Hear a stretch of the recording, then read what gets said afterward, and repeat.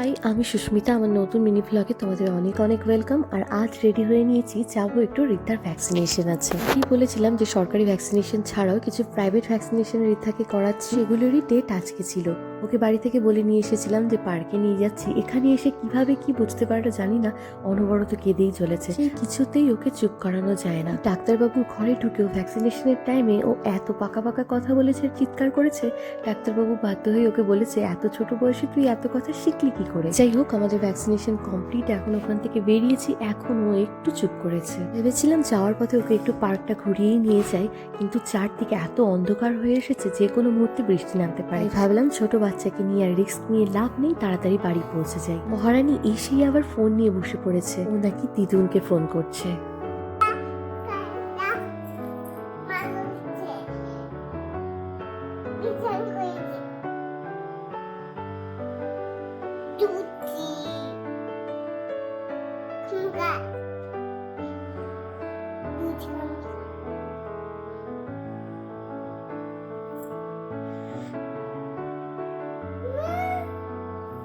আচ্ছা বাবা, কে ফোন করেছে? কে ফোন করেছে? মিমি ফোন করেছে। কি বলছে তোমাকে? কি বলছে মিমি? তোমার নাম জিজ্ঞেস করেছে? কি নাম তোমার? পাপা খেলতেছে? কোথায় পাপা খেলতেছে? আচ্ছা, এক জায়গায় দাঁড়িয়ে কথা বলতে হয়, চুপচাপ।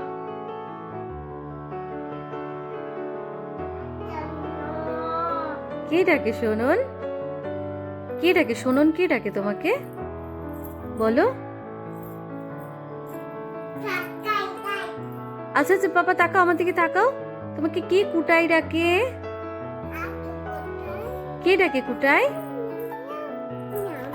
আর আজ বিকাল থেকে শুরু হয়েছিল অঝোরে বৃষ্টি। ওয়েদারটাও বেশ সুন্দর, ঠান্ডা ঠান্ডা। আর এইরকম ঠান্ডা ঠান্ডা ওয়েদারে বাড়ির সবারই ইচ্ছে হয়েছিল একটু চিকেন খাওয়ার। তাই আজ আমাদের ডিনারে ছিল গরম গরম মুরগির মাংস।